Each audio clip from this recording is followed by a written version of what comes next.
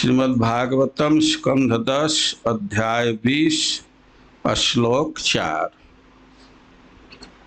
ओम नमो भगवते वासुदेवाय। ओम नमो भगवते वासुदेवाय। ओम नमो भगवते वासुदेवाय। ओम नमो भगवते वासुदेवाय। ओम नमो भगवते वासुदेवाय। ओम नमो भगवते वासुदेवाय। सांद्र चांद्र नील नील अम्बुदहे अम्बुदे व्योम व्योम सविद्युत सविद्युत स्तनयित्नुभिः स्पष्ट अस्पष्ट ज्योतिः ज्योति आच्छन्नं आच्छन्नं ब्रह्म ब्रह्म इव इव सगुणं सगुणं बभौ। बभौ। सांद्रनीलाम्बुदैर्व्योम सांद्रनीलाम्बुदेव्योम सविद्युस्तनयित्नुभिः सविद्युस्तनयित्नुभिः अस्पष्ट ज्योतिराच्छन्नं अस्पष्ट ज्योतिराच्छन्नं ब्रह्मेव सगुणं बभौ। ब्रह्मैव सगुणं बभौ। सांद्रनीलाम्बुदैर्व्योम सांद्रनीलाम्बुदेव्योम सविद्युत्स्तनयित्नुभिः सविद्युत्स्तनयित्नुभिः अस्पष्ट ज्योतिराच्छन्नं अस्पष्ट ज्योतिराच्छन्नं ब्रह्मेव सगुणं बभौ। ब्रह्मैव सगुणं बभौ। सांद्रनीलाम्बुदैर्व्योम सांद्रनीलाम्बुदेव्योम सविद्युत्स्तनयित्नुभिः सविद्युत्स्तनयित्नुभिः अस्पष्ट ज्योतिराच्छन्नं अस्पष्ट ज्योतिराच्छन्नं ब्रह्मेव सगुणं बभौ। ब्रह्मैव सगुणं बभौ।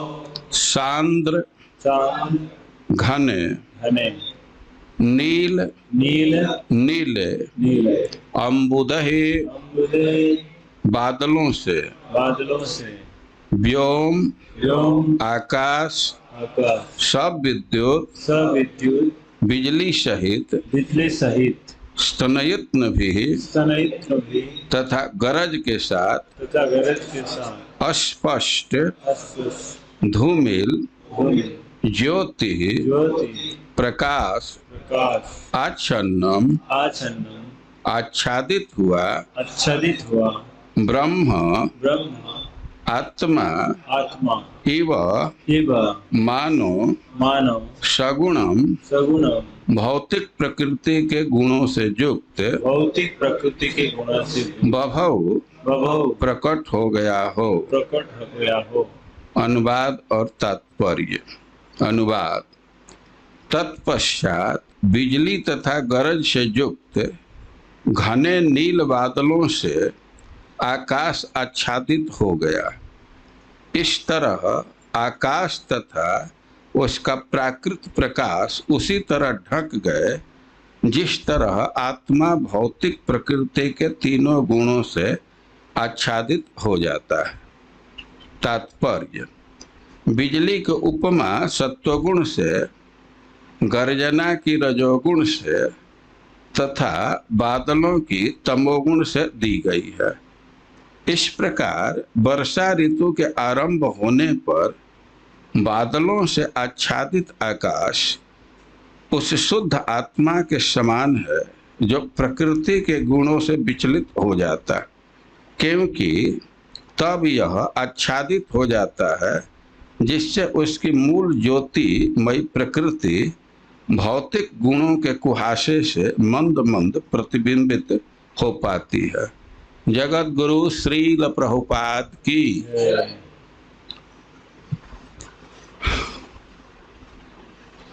हम लोग श्रीमद् भागवतम में भगवान की जो वर्षा कालीन लीला दी गई है उसको पढ़ेंगे, उसको सुनेंगे।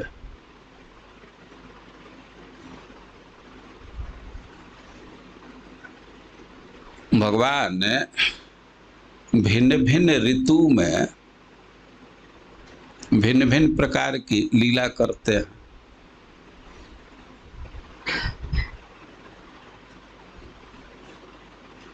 भगवान वृंदावन में विविध प्रकार के खेल करते रहते हैं, क्रीड़ा करते रहते हैं, और ऋतु के अनुसार खेल भी बदल जाता है। भगवान के लीला के विषय में, क्रीड़ा के विषय में कहा गया है कि लोक सिद्धा भी, जो समाज में प्रचलित खेल है उसी को खेलते थे। गांव में वर्षा ऋतु में बॉडी खेलने लगते हैं, चीका खेलने लगते हैं। गर्मी का दिन है तो जल में तैरते हैं और तल जल में छिप करके पकड़ना और सब लीला करते हैं। दशम स्कंध में आप लोग कई एक प्रकार के लीला का श्रवण कर चुके। जैसे भगवान धेनुकासुर का वध किए तो ताल फल के गंध से यह निर्धारित किया गया है कि वह भादो का महीना था। कालिए दमन की लीला की है। भगवान जैसे कम वस्त्र पहन करके निकल रहे हैं तो उससे स्पष्ट है कि वह गर्मी की लीला है। और भांडीर वट के क्षेत्र में गर्मी के दिनों में भगवान बहुत बहुत प्रकार की लीला की। तो कई एक लीला का उल्लेख किया गया। प्रलंबासुर का वध किए और मुंजाटवी में आग लग गया तो उससे ब्रजवासियों की रक्षा की। मुंजाटवी में बहुत विशाल आग लग गया। वो आग क्या था, मानो मृत्यु ही उपस्थित हो गया। और वहाँ स्पष्ट उल्लेख है कि ग्रीष्म ऋतु था, सब घास सूख गए थे। अभी यह ग्रीष्म ऋतु चल रहा। तो 20वें अध्याय के पहले 19वां अध्याय में मुंजाटवी पे आग का वर्णन है। तो भगवान ब्रजवासियों की रक्षा कर लिए। एक बार और आग लगी थी जब कालिए दमन किए भगवान, तब उस दिन ब्रजवासी बहुत थक गए थे, भूखे प्यासे थे। तो उसो ब्रजौकसस् तत्र कालिंद्या उपकूलत, उस दिन वहीं रुक गए, यमुना जी के तट पर ही। यमुना जी के तट पर रुक गए क्योंकि क्षोत्रिट समकर्षिता, वे भूख प्यास से और थकान से एकदम थके हुए थे। अब कोई एक सिद्धांत है, भाई भूख प्यास लगी है तो घर जाना चाहिए, घर पर पहुंच जाएंगे तो और नहीं तो खिचड़ी बना करके खा लेंगे। लेकिन उसो ब्रजौकसस् तत्र, ब्रजवासी वहीं रुक गए। तो वहीं के वो रुक गए और वहीं गाय हैं, तो जमुना जी वही हैं, तो वो लोग भूख प्यास से क्यों थक रहे थे? अरे और कुछ भोजन नहीं है तो गाय का दूध पी लेंगे। शहर के लोग तो थन का दूध पिए या ना पिए, गांव वाले तो पी लेते हैं। अब जिसको भूख लगी रहेगी तो दूध पी लेगा, प्यास लगी है पानी पी लेगा। लेकिन अब उस दिन तो ब्रजवासी वहां रुक गए और दूध का पान नहीं किए, यद्यपि भूख लगी थी। उसका एक कारण है कि ब्रजवासियों के मन में विचार आ रहा था कि गाय बछड़े कालिए दह के जल का स्पर्श किए हैं, उसका पान भी किए हैं, स्पर्श किए हैं, तो हो सकता है कि उनके शरीर में विष का प्रभाव चला गया। और गायों के शरीर में विष का प्रभाव है, तो अब उस दूध को तो कृष्ण को नहीं पिलाया जा सकता। अब कृष्ण को ही भोग नहीं लगेगा तो कैसे आहार करेंगे? तो एक सिद्धांत तो यह है। दूसरा सिद्धांत है कि ब्रजवासी इतने प्रसन्न थे कि कृष्ण कालिए के फंदे से निकल गए, तो गाय बछड़े का कौन ध्यान रख रहा है? खुश थे, बछड़े भी खुश थे, दूध पी करके अपना वो सब फानने लगे, कूदने लगे। अब दूध तो बछड़े ही पी गए। ये एक सिद्धांत दिया गया है कि बर्तन का अभाव था, जो कोई एक सिद्धांत है। लेकिन भाई घर जा सकते थे, वहां दूध है, मैं तो ये कठिनाई घर जा करके कुछ बना करके खा सकते थे। लेकिन अब जब वही घर जाने की बात आई तो ब्रज की स्त्रियां टाण दी, समझ रहे हैं? वे जाना नहीं चाहती थी। वे कहने लगे, देख रहे हैं ये सूर्यास्त होने लगा, अब ये घर, ये रास्ता में हम लोग गिर जाएंगे तो घर जाएंगे कि हॉस्पिटल जाना पड़ेगा, ये जाने का टाइम है। उसके पीछे कारण यह है कि स्त्रियां उस स्थान को छोड़ना नहीं चाहती थी। आज ये प्रथम अवसर है कि कृष्ण को देखने में कोई रोक टोक नहीं कर रहा है। वहां है तो अब आवृद्ध बाल वनिता ज्योति स्त्रियां भी पहुंच गई थी, और अब कृष्ण से नजदीक रहने का अवसर है, तो उस अवसर का वो त्याग नहीं करना चाहती थी, और इसलिए वे घर नहीं जाना चाहती थी। अब घर जाते ही तो कृष्ण अपने घर में चले जाएंगे, अपने घर में चली जाएंगे। और अब गोप लोग भी डांट फटकार नहीं किए। उसका कारण था कि वे लोग सोच रहे थे कि कालिए को इतना कृष्ण मारा है, उसके मस्तक पर प्रहार किया है, हो सकता है कि कालिए क्रोध में आ जाए।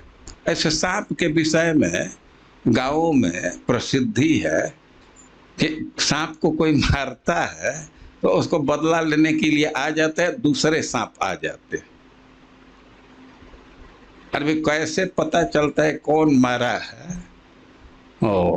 अब कुछ लोग कहते हैं कि सांप के आंख में सीसी कैमरा का उसमें ऐसा लेंस है कि पिक्चर उसमें आ जाता है, तो दूसरे सांप उसको देख करके वहां तक पहुंच जाते हैं। इसी से गांव में सांप मारने पर लोग कहते थे मुंह थोड़ दो, मुंह थोड़ दो, सांप मर गया है। इसके बाद भी गांव के लोग कहते हैं उसका मुंह थोड़ दो। आप लोग सुने ऐसा? तो इसके पीछे सिद्धांत है। तो गोप लोग सोच रहे थे कि यदि कोई बदला लेने सांप आता है तो हम लोग यहाँ इकट्ठे रहेंगे और कोई भी सांप आवे लाठी से मार मार करके खत्म कर देंगे। और घर चल जाने पर तो सब अलग अलग हो जाएंगे ना, और वहां तो एक जगह है। और इसलिए वहीं रुक गए। अब तब तक रात में आग लग गई। प्रदग्धुम उपचक्र में कोई कंस का असुरित जलाना प्रारंभ किया। अब तो भगवान को तो पुकारे तो भगवान रक्षा कर लिए, उस आग को पी गए।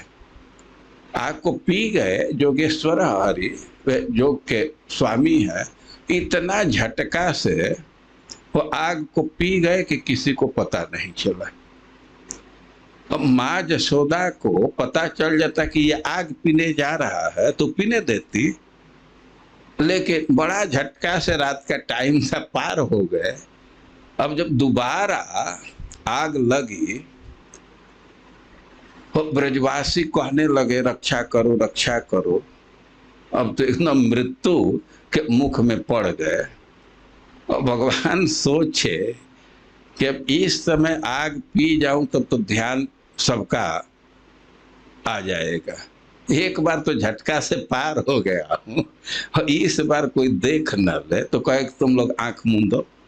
भगवान तो सोचे कि उस दिन तो रात में पार हो गया था, ये दिन में देख लेंगे तो हमसे प्रेम ही नहीं करेंगे, बड़ा आदमी मानने लगेंगे। तो आंख बंद कराए भगवान, आग को पी गए। तो कह रहे हैं कि इसके बाद वे लोग घर लौटे। अब इतनी बड़ी बड़ी घटना हुई थी कि बच्चे इसकी चर्चा कर रहे थे, और केवल जाते समय ही चर्चा नहीं कर रहे थे। तयोस्तद अद्भुतम कर्म दावाग्निर्मोक्षमात्मनः गोपा स्त्री भी समाचक्षु प्रलंब बध मेव च। इतना आश्चर्य का एक कार्य था कि जब घर गए कृष्ण के सखा लोग तो अपने माँ से सब घटना को कहने लगे, अपने बहन से सब घटना को कहने लगे। गोपा स्त्री भी समाचक्षु, खास करके प्रलंबासुर के वध की घटना। और दावानल से भगवान रक्षा किए थे इसको। और गोप वृद्धा से गोप्यश्च तदुपाकर्ण विस्मिता। जब कृष्ण के सखा इन घटनाओं को कहे ब्रज में तो गोप और गोपी दोनों बड़ी आश्चर्य में पड़े। इतना भयंकर संकट से कृष्ण उबार दिया, बलराम रक्षा कर लिए। मेनिरे देव प्रवरौ कृष्ण रामौ ब्रजम गतौ। वे लोग यही मानने लगे कि कोई देवता ही कृष्ण बलराम के रूप में आए, इतना बड़ा कार्य कर रहे हैं तो कोई ना कोई देवता है। लेकिन उनका इतना अधिक स्नेह है कि अब ये निर्धारित नहीं कर पाए कि कौन देवता है। कोई देवता है भाई, बड़ा बड़ा कार्य कर रहे हैं। तो कह रहे हैं कि ततः प्रावर्त प्राविट सर्व सत्व समुद्भवा। अब ग्रीष्म काल की लीला को कह करके अब इसके बाद कह रहे हैं कि ततः इसके बाद प्राविट प्रावर्तत, वर्षा ऋतु का प्रारंभ हुआ। अब वर्षा ऋतु के विषय में कह रहे हैं कि सर्व सत्व समुद्भवा। बस वर्षा ऋतु की विशेषता बतला रहे हैं कि इसमें सारे प्राणियों की वृद्धि होती है। बरसात के दिन में प्राणियों की वृद्धि होती है दो तरह से। बहुत सारे प्राणी जन्म भी लेते हैं। वर्षा ऋतु आते देखेंगे विविध प्रकार के कीड़ा और थोक में लाल लाल क्या क्या बहुत जन्म ले लेते हैं। तो केवल उत्पत्ति के दृष्टि से वृद्धि नहीं होती है। से पेड़ हैं, पौधे हैं, तो वे बढ़ने लगते हैं, या और भी दूसरे प्राणी हैं, गाय भैंस हैं, तो गर्मी में तो सूखे रहते हैं और बरसात में वे स्वस्थ हो जाते हैं, मोटे ताजे हो जाते हैं। तो बरसात की विशेषता बतला रहे वर्षा ऋतु के सर्वसत्व समुद्भवा और विद्योतमान परधि विस्फुजित नभस्थला। बरसात की एक और विशेषता है कि सब जगह आवाज होने लगती है, बादल की आवाज और बिजली चमकने लगती, तो आकाश क्षुभित हो जाता है। तो अब वर्षा ऋतु का वर्णन प्रारंभ कर रहे हैं। भाई वर्षा ऋतु का क्यों वर्णन प्रारंभ कर रहे हैं? सुखदेव गोस्वामी तो वर्षा ऋतु के लीला का वर्णन करना चाहते, कृष्ण के क्रीड़ा का वर्णन करना चाह रहे, लेकिन उसके पहले वर्षा ऋतु में वृंदावन के कैसी शोभा है इसका वर्णन कर रहे। लीला को कहने के लिए जो लीला का परिवेश है उसका निरूपण कर रहे, उसका वर्णन कर रहे। तो वृंदावन वर्षा ऋतु में कैसा है इसका वर्णन प्रारंभ किए। ततः प्रावर्तत प्राविट। अब वर्षा ऋतु का शुरुआत हो गया। एक भक्त कहते हैं कि मानो कृष्ण विचार करने लगे कि ये दावानल से रक्षा करना तो हमारा कार्य है और मैं किया, लेकिन अब सबकी रक्षा तो नहीं कर पाए, सखाओं को तत्काल में बंद कर बचा लिए, लेकिन अब हो सकता है उनके मन में संशय कहीं और आग रह गया हो, तो दावानल को बुझाने के लिए पानी छिड़कने से तो बुझेगा नहीं। तो कह रहे हैं कि दावानल उपशमम मम कार्य में व लोके तदद्य विभुना कृतमादरेण। भगवान विचार करें कि हमारा कार्य है दावानल से रक्षा करना, तो चाहे आदर से या हर्ष से या कपट क्रोध से अथवा लज्जाब्रस वे बरसात ऋतु का ही प्रारंभ कर दिए। वे दावानल का उपशम तो वर्षा ही है, तो दावानल को उपशम करने के लिए भगवान मानो वर्षा ऋतु का प्रारंभ कर दिए, प्रावर्तत। यह एक विचार दे रहे हैं कि गोप लोग तो भगवान के जस का गान कर रहे हैं और उसमें भगवान की महिमा प्रकाशित हो रही है बसंत ऋतु में, ग्रीष्म ऋतु में। लेकिन मानो भगवान दिखाना चाहते थे कि ग्रीष्म ऋतु के चलते कोई हमारा जस नहीं हो रहा है, जस का कारण तो मैं हूं, तो इसलिए ग्रीष्म ऋतु का त्याग कर दिए, वर्षा ऋतु का प्रारंभ कर दिए। तो जो हो इसमें वर्षा ऋतु का प्रारंभ कर रहे हैं। वृंदावन में वर्षा ऋतु में कैसी शोभा हो रही है वो इस बात को कह रहे हैं, लेकिन वर्षा ऋतु के सौंदर्य को बतलाने के लिए कुछ कुछ उपमा दिए और वह उपमा बहुत महत्वपूर्ण है। वास्तव में अध्याय में वर्णन तो वर्षा ऋतु का है, लेकिन उपमा इतना महत्वपूर्ण है कि वही मुख्य विषय हो जाता है। और उपमा केवल वर्णन में ही उपयोगी नहीं है, वह उपमाएं बहुत शिक्षाप्रद हैं। तो वास्तव में इस अध्याय में हम लोग वृंदावन के शोभा को पढ़ेंगे और शोभा का वर्णन करने के लिए जो उपमा दिया गया है, तो उपमा किस रूप में उपादेय है, उपादेय शिक्षा प्रदान कर रही है, हे शिक्षा प्रदान कर रही, इस पर विचार करें। दो प्रकार की शिक्षा, एक को उपादेय कहते हैं और एक को हे कहते हैं। ऐसी शिक्षा दी गई है कि उसमें किसी चीज का त्याग करने के लिए प्रेरणा प्राप्त होती है, और कुछ कुछ ऐसी उपमाएं हैं कि किसी किसी चीज को ग्रहण करने के लिए प्रेरणा प्राप्त होती है। तो यह बहुत महत्वपूर्ण है। इसी से अब बहुत देर तक कथा नहीं होगी, उपमा पर विचार करना है। सुन करके तो 1 घंटा सुनेंगे तो कम से कम 1 घंटा उस पर विचार कीजिए। तो अब प्रारंभ कर रहे हैं।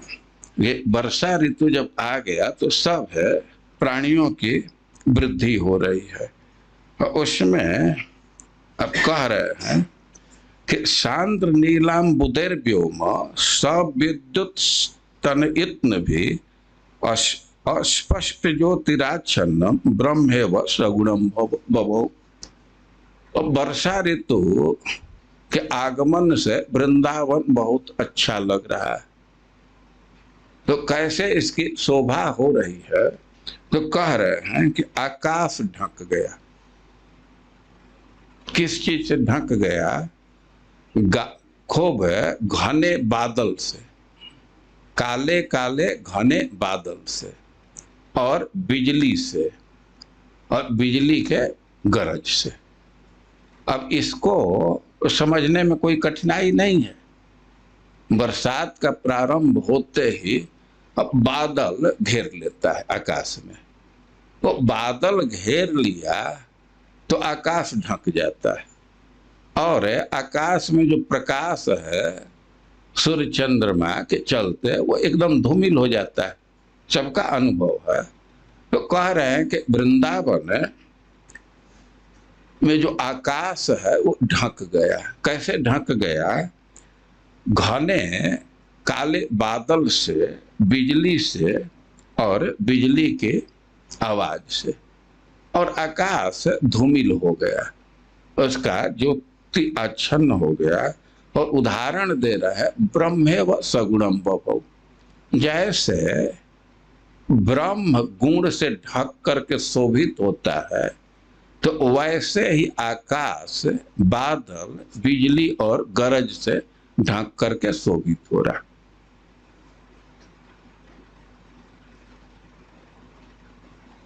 ब्रह्म जैसे गुण से ढक जाता है। तो ब्रह्म का क्या अर्थ है? जीवात्मा। ठीक। तो जीवात्मा आकाश के समान ढक जाता है। आकाश किस चीज से ढक रहा है? बादल से, बिजली से, और आवाज से, गड़गड़ाहट से। और जीवात्मा किस चीज से ढक जाता है? प्रकृति के गुण से, सत्व गुण, रजोगुण और तमोगुण।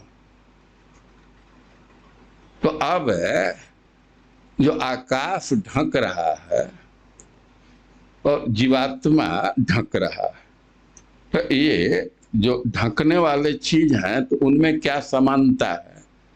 तमोगुण काले काले बादल है। जैसे आकाश काले बादल से ढक रहा है, तो वह तमोगुण को सूचित कर रहा है जीव के पक्ष में। जीव तमोगुण से ढक जाता है। और जो आवाज हो रही है कड़क बिजली की है, वह है रजोगुण। और जो बिजली चमक रहा है वह सत्वगुण। तो जैसे आकाश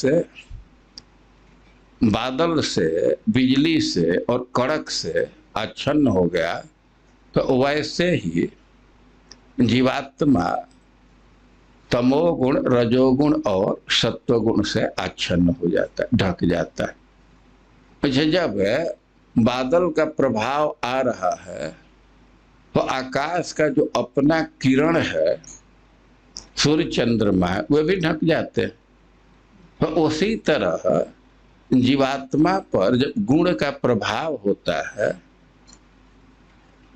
तो उसका जो ज्ञान है प्रकाश रूप, वो आच्छन्न हो जाता है। ये तो ठीक है, लेकिन अब इसमें शिक्षा क्या मिल रही है? आकाश के स्वरूप पर विचार कीजिए। आप इंद्र की कथा जानते हैं, वो ब्रह्म हत्या किए, उन पर पाप लग गए।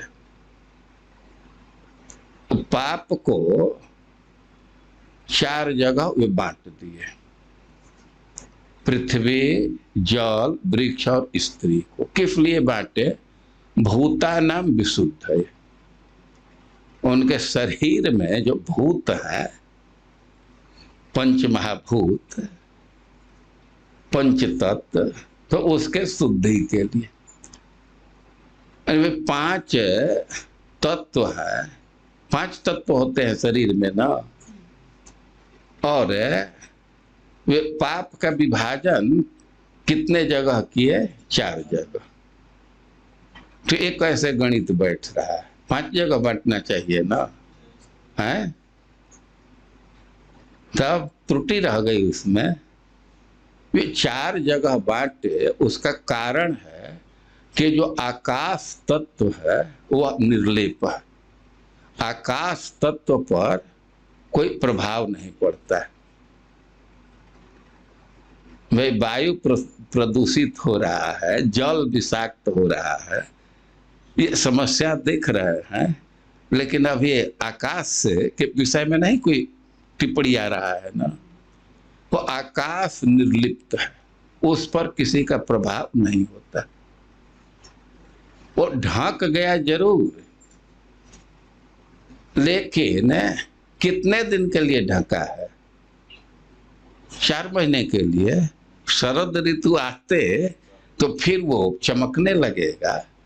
तो उसी प्रकार ये जीवात्मा भी केवल मुक्ति के पहले ही ढका है। मुक्ति होने पर ये सत्वगुण, रजोगुण, तमोगुण का कोई प्रभाव नहीं रहे। और इसी से अब यहाँ शिक्षा ग्रहण करने की जरूरत है कि बद्ध जीव को निराश नहीं होना चाहिए, मुक्ति के लिए प्रयास करना चाहिए। ये जो आवरण है, तो केवल बद्ध अवस्था में, मुक्त होते ही सब आवरण समाप्त हो जाएगा। क्योंकि आकाश ढका है केवल वर्षा ऋतु में, शरद आते ही वो सब, उसका आवरण दूर हो जाएगा। तो उसी प्रकार व्यक्ति के मुक्ति प्राप्त होते सब बंधन दूर हो जाएगा।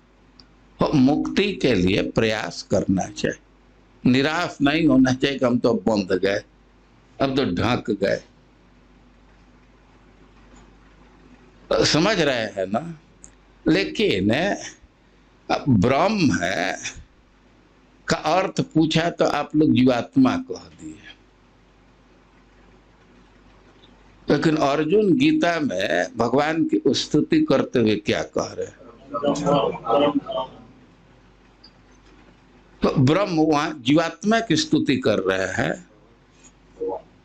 तो ब्रह्म है का तो सबसे प्रसिद्ध अर्थ यही है ना कि जो सबसे बड़ा है दूसरे को भी बड़ा बना दे। तो ब्रह्म कौन हुआ? भगवान। ये कह रहे हैं कि वृंदावन के आकाश से, बादल से, बिजली से, कड़क से ढक करके वैसे शोभित हो रहे हैं जैसे भगवान सगुण होकर के शोभित होते। भगवान भी गुण को स्वीकार कर लेते हैं ना। तो उसके भी वो शोभा है।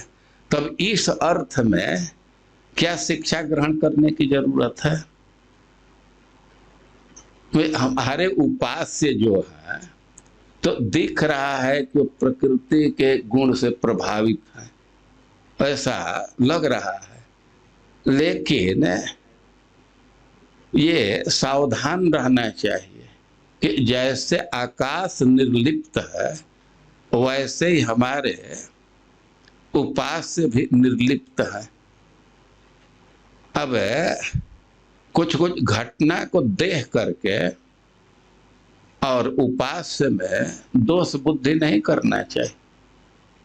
समझ रहे इस बात को? एक उदाहरण से इस बात को आप समझ सकते हैं।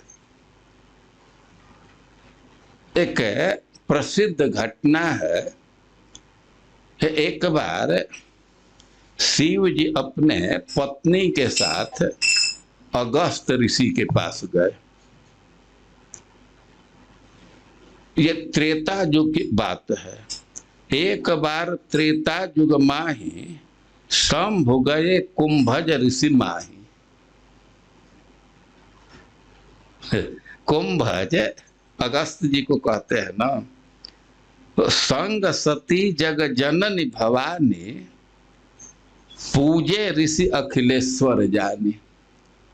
जब कुंभज ऋषि के आश्रम पर पहुंचे सती जी के साथ, तो ऋषि तो जानते हैं कि शिव जी अखिलेश्वर है, ये सबसे श्रेष्ठ देवता है, तो उनका वे पूजा किए, सत्कार किए।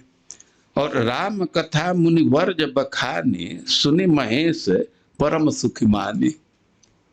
और अगस्त जी भगवान राम की कथा प्रारंभ किए।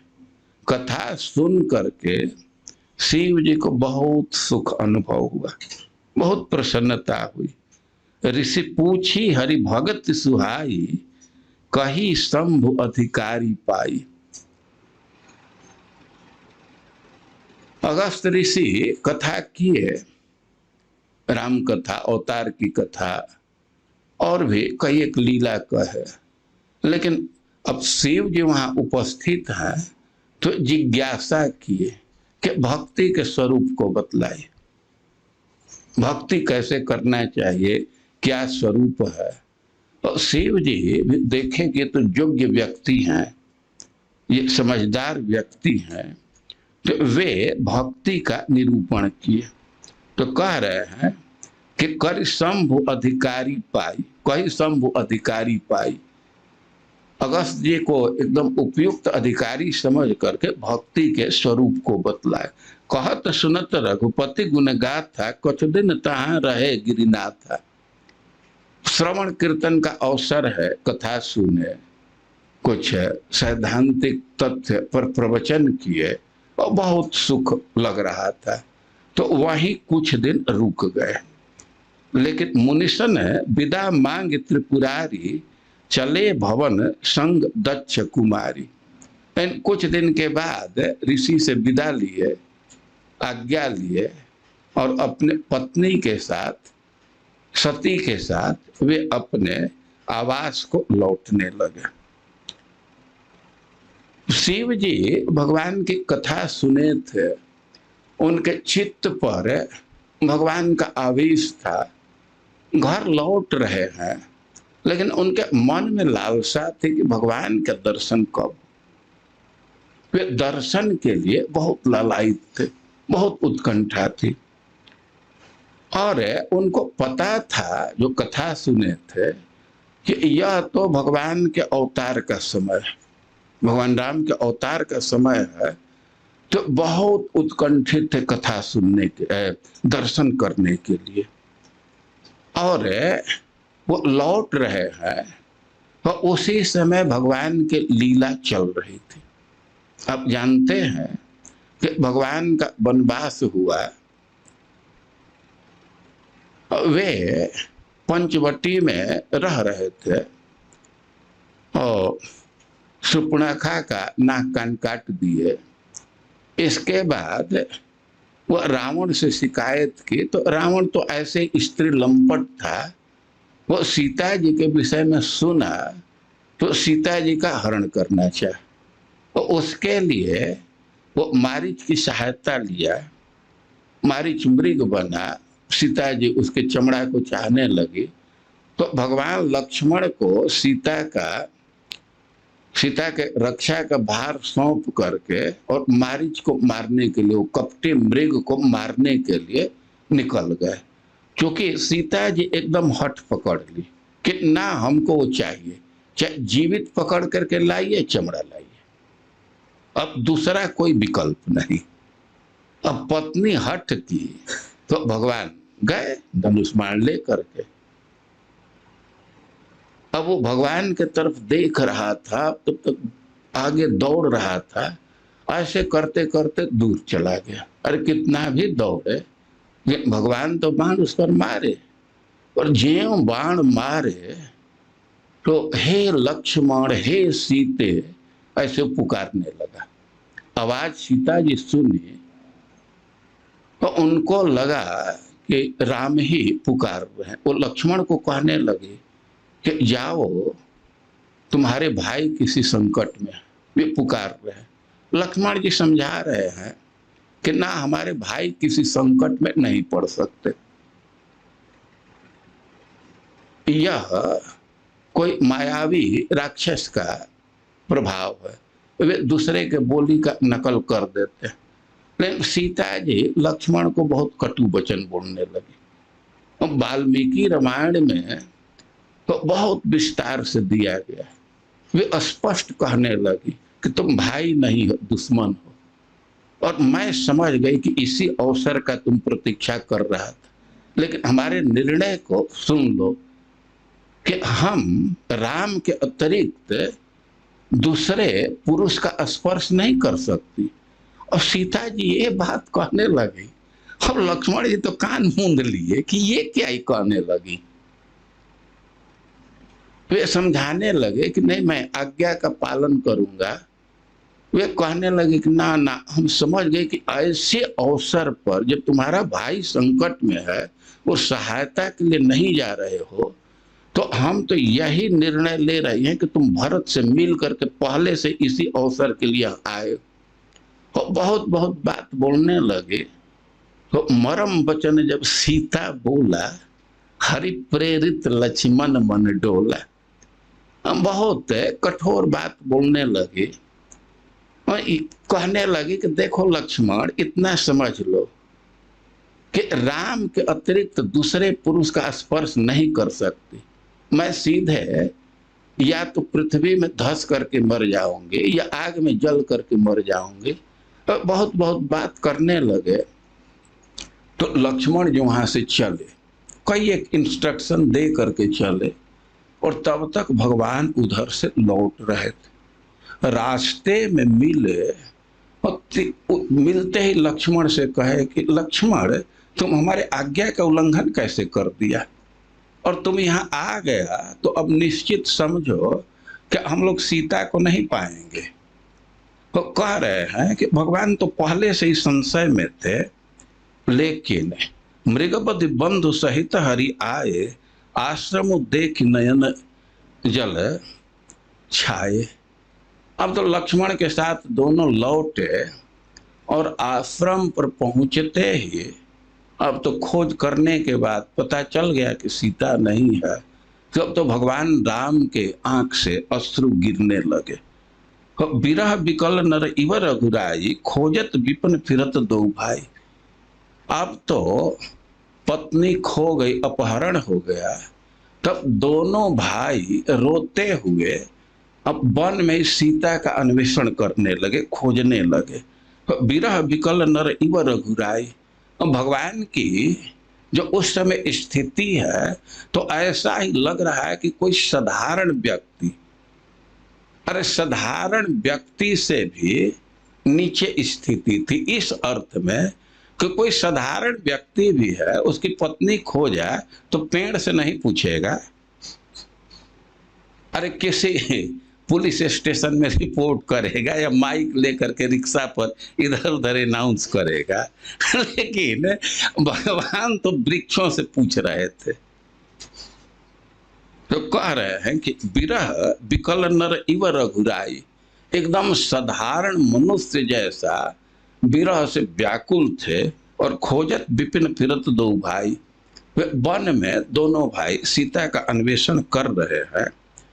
अब कह रहे हैं कि कबहु जोग वियोग न जाके देखा प्रकट विरह दुखता के। यद्यपि सत्य यह है कि न सीता जी से संयोग होता है न वियोग होता है, सीता जी तो सदैव साथ है, वे नित्य संगिनी है। ऐसा नहीं है कि कुछ दिन के लिए आती हैं फिर चली जाती, लेकिन वे नित्य संगनी हैं, ये तथ्य है। लेकिन प्रकट तो देखा जा रहा है कि एकदम दुख से विरह से व्याकुल हो रहे हैं। तो अति विचित्र रघुपति चरित्र जान ही परम सुजान। और भगवान की लीला है, जो विद्वान व्यक्ति है तो वे तो इसको समझ लेते हैं, लेकिन जे मति मंद विमोह बस हृदय धरे कछु आन। लेकिन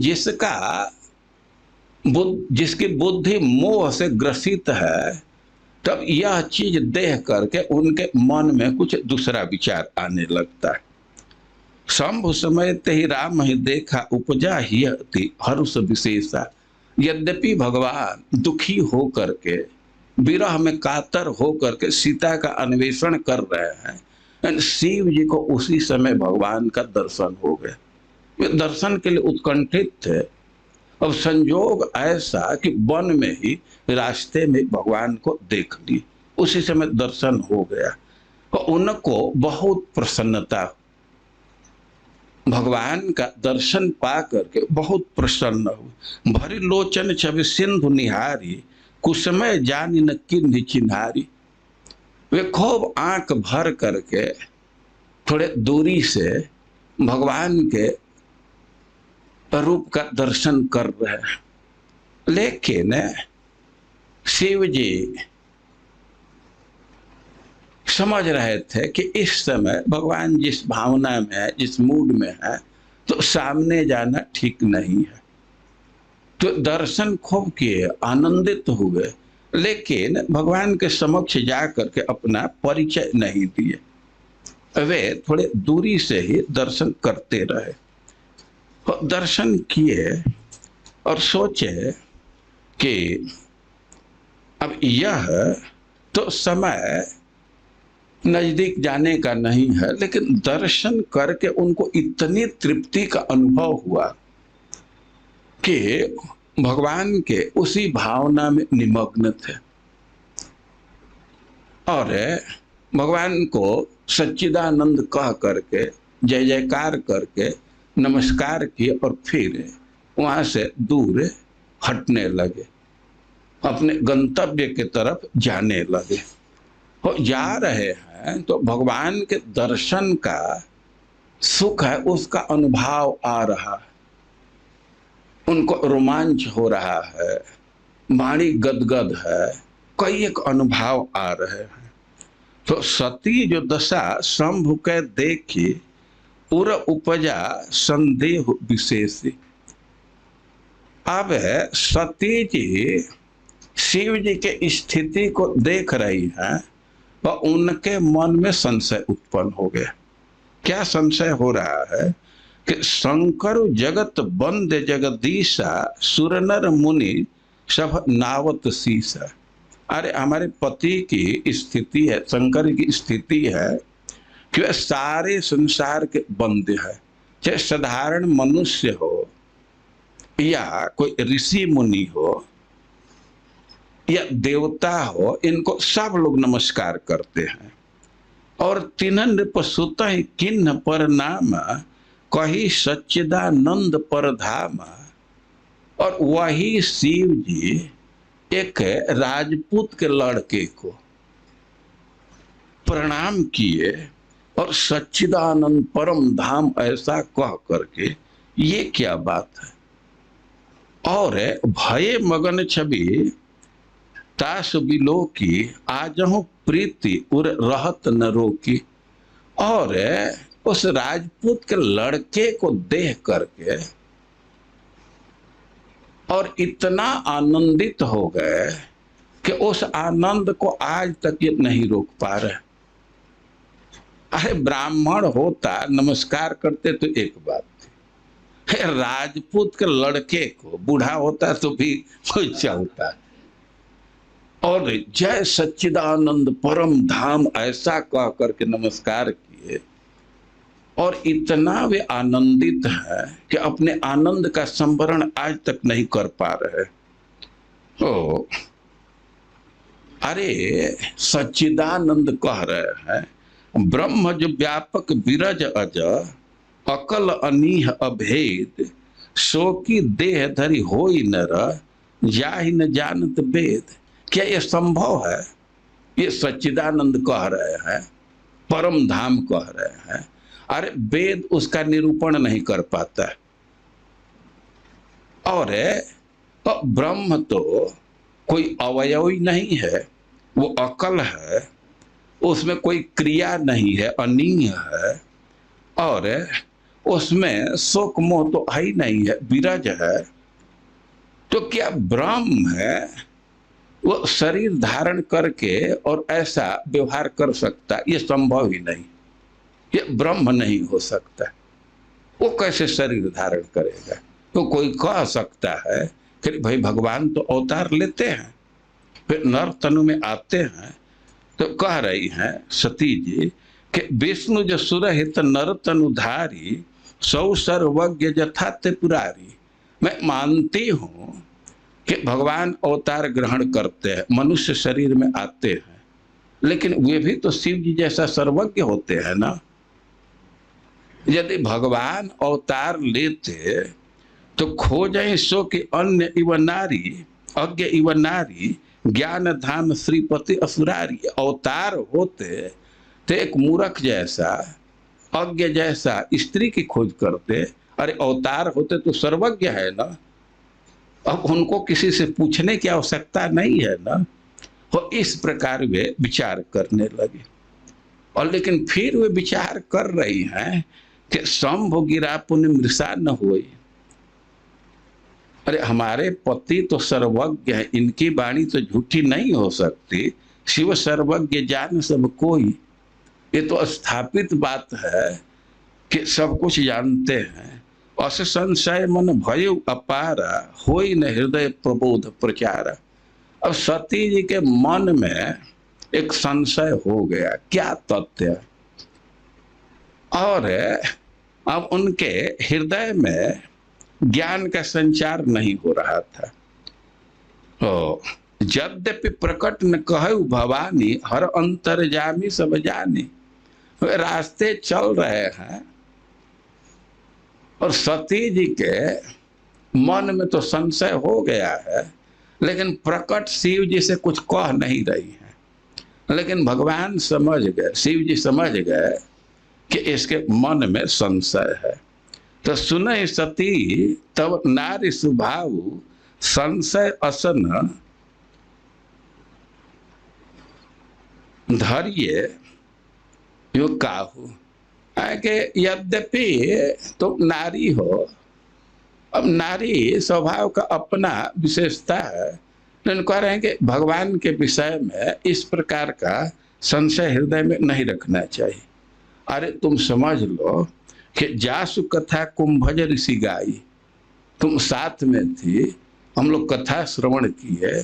तो जिस व्यक्ति के, जिस भगवान की कथा अगस्त ऋषि बोले और भगत जास में मुने ही सुनाई, और जिस ऋषि को मैं भक्ति के विषय में सुनाया, सोई मम इष्ट देव रघुवीरा, जिसकी कथा हम लोग सुने वे हमारे इष्ट ही रघुवीर है। सेवत जाय सदा मुनि धीरा, इन्हीं की सेवा सब लोग करते हैं।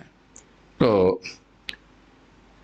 ये भगवान है और इनकी लीला है। तुम्हारे मन में संशय नहीं होना चाहिए, इस संशय को मिटा दो। और ज्ञान से नहीं, भगवान को एक तरह शिव जी उपदेश दे रहे हैं, लेकिन ऐसा अनुभव करने लगे कि अभी संशय इसके हृदय से नहीं जा रहा। तो शिव जी कहे ये संशय नहीं जा रहा, तुम परीक्षा ले लो। और चिंता मत करो, मैं यहीं बैठता हूँ, तुमको टाइम दूंगा, हम जाकर के परीक्षा ले लो। अब है तो इतना संशय प्रबल था कि सती जी परीक्षा लेने के लिए चल दी। वे चल दी। अब तो शिव जी विचार करने लगे कि हम इतना समझाए और उसको बात समझ में नहीं आ रही है, तो ये बहुत बुरा लक्षण है। अब तो इस लक्षण से पता है कि कोई ना कोई अमंगल होगा। तो थोड़े देर तक शिव जी के मन में थोड़ा सा ये सब विचार आया कि आगे क्या होगा, लेकिन सोचने लगे कि अभी कौन चिंता करे, जो होगा होगा। वे भगवान के नाम का जप करने लगे। अब सती जी जा रही हैं तो सोच रही कि कैसे परीक्षा ले, क्या करें। तो उनके मन में विचार आया कि मैं सीता का रूप धारण कर लेती हूँ। तो सीता का रूप धारण करके और भगवान के समक्ष गई। भगवान जिधर से आ रहे थे तो उसके आगे ही वे खड़ी हो गई। अब भगवान जब देखे, नहीं पहले लक्ष्मण जी देखे कि ये उमा सती ये क्या किया, सीता का रूप धारण की है, ऐसा ही क्यों कर रही है। लेकिन वो कुछ बोले नहीं कि हमको क्या बोलना है, भगवान भी तो सब जानते ही हैं।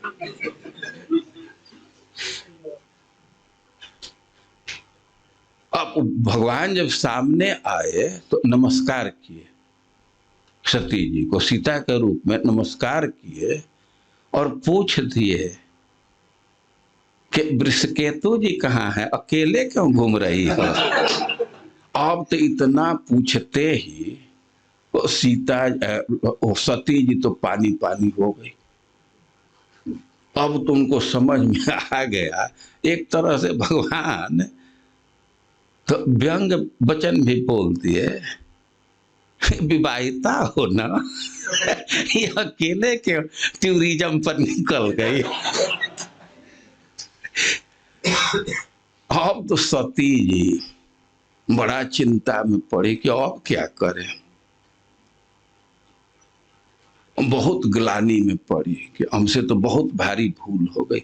भगवान भी समझ गए कि अब इसके मन में संताप हो रहा। तो अब भगवान भी कौतुक किए। सती जी के जिधर दृष्टि पड़ी तो उधर देख रही हैं कि भगवान लक्ष्मण और सीता एक साथ आगे में हैं। और तब तक उनको बड़ा आश्चर्य हुआ कि अभी सीता के तो विरह में रो रहे थे, ये क्या हुआ। तो ऐसे पीछे देखें तो भगवान तो पीछे थे, तो पीछे देखे तो उधर भी वो देख रही है कि राम लक्ष्मण सीता पीछे भी हैं।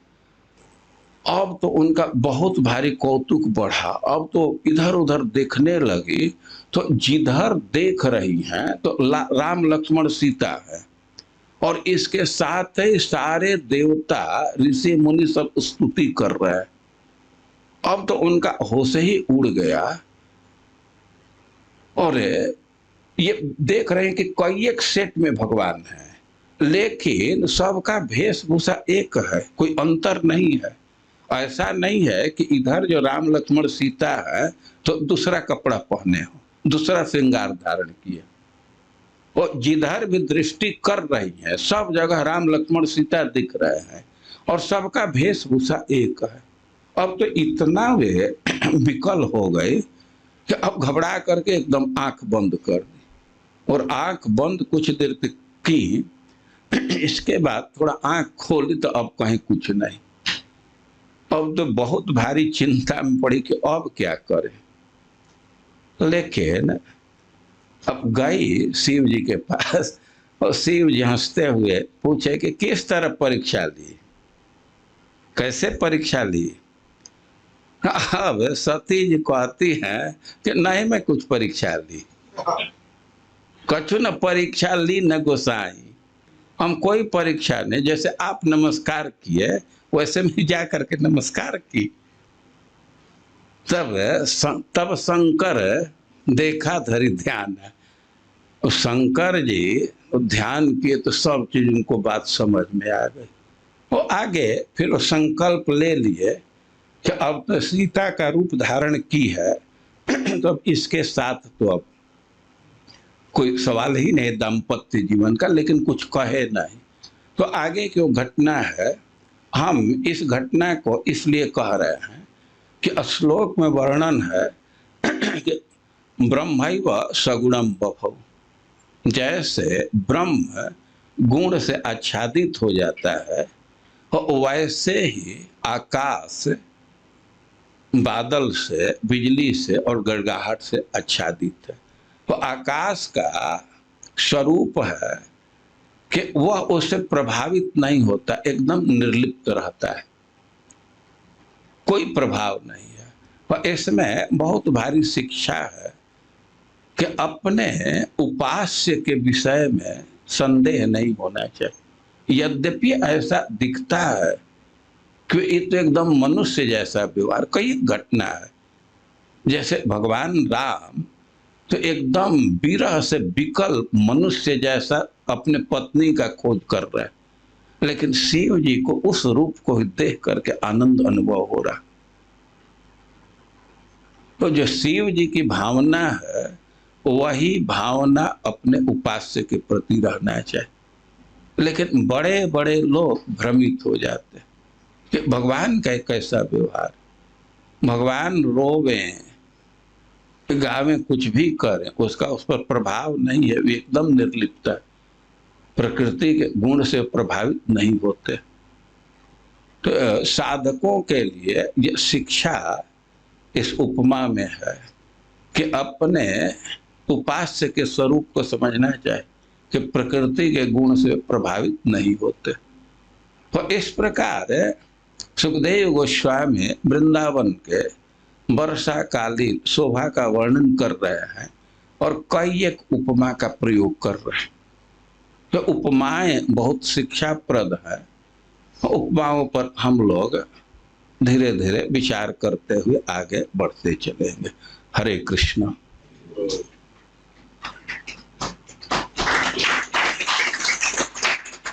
भक्त लोग प्रश्न कर रहे हैं, बादल को तमोगुण और बिजली को रजोगुण से क्यों मतलब उसकी साम्यता रखी गई है, उपमा दी गई है? बिजली को रजोगुण नहीं कहे है ना, जो आवाज है गर्जना को। क्या कुछ विशेष कारण, क्या कारण? अरे एक तो प्रकट कारण है कि ये काला है, बादल गाढ़ है, और बिजली तो एकदम श्वेत वर्ण का है।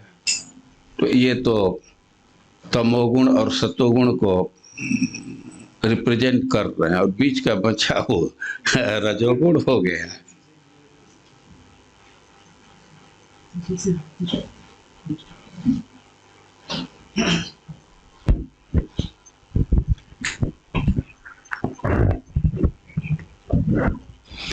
उनके दृष्टि में कैसे रखना चाहिए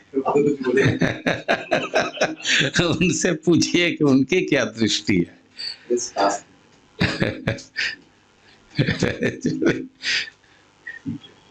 ठीक है, महामंत्र बोलिए, 2-3 मिनट में खत्म कर दीजिए। कृष्ण। सत्वगुण, रजोगुण, तमोगुण। अब स्पीड पर थोड़ा विचार कीजिए। बिजली प्रकाश पुंज है तो उसका स्पीड तो सबसे अधिक है, और साउंड का उससे कुछ कम होता है ना। और ये बादल जो वस्तु है तो उसके तो ट्रांसपोर्टेशन में और अधिक समय लगेगा। तो इस तरह से भी विभाजन करें तो श्रेष्ठता आ रही है ना। लकड़ी, धुआं और अग्नि। हाँ हाँ, हम इस विषय में पढ़ा नहीं हूँ किस आधार पर किया गया है, लेकिन ना तो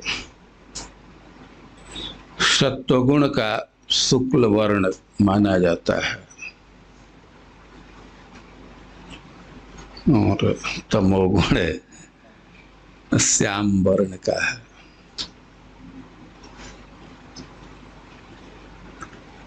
जगत गुरु श्री पूजा करते प्रचेताओं के प्रसंग में है। ये जब ध्रुव जी के कथा हुई, मैत्रेय ऋषि कथा बोल रहे हैं ध्रुव महाराज की, तो ध्रुव महाराज की कथा का उपसंहार करते हुए कह रहे हैं कि महिमानम विलोक्यास्य, ध्रुव की महिमा को देख करके नारद जी वितुतन बीड़ा बजाते हुए प्रचेताओं के श्लोक सभा में यह श्लोक गाए थे। तो हम जहाँ गद्य में बोल रहे हैं तो वहाँ तो वाद्य का कोई जरूरत नहीं है, लेकिन श्लोक बोल रहे हैं तो वितुतन ऐसे आया है। मैं श्लोक को देख लेता हूँ।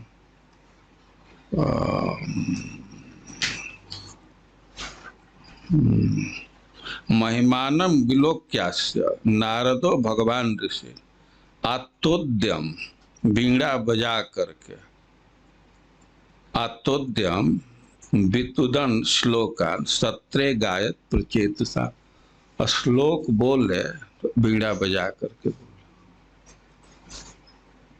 बीड़ा बजा करके बोल रहे हैं, गा रहे हैं, तो इससे ध्वनित है कि वे आनंद अनुभव कर रहे हैं। और वक्ता भी समाज से प्रभावित हो जाता है। हम लोगों के गुरु महाराज खडिहा में गा गा करके कथा की।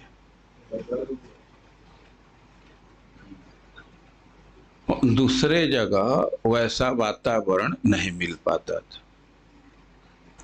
और इसी बात को सुन करके जिज्ञासा की गई कि कौन प्रचेता। वो श्रोता बहुत अच्छे हैं, तब नारद जी इतना प्रसन्नता पूर्वक कथा कर रहे हैं। और ये तो कहे कि यह श्लोक गाए थे, लेकिन अब प्रश्न कर दिए कि क्या क्या बोले, हम लोग सब सुनना चाहते। तो जब ही गाने की बात है तो वाद्य के साथ गाने में सुविधा होती है। कथा ही गान है ना।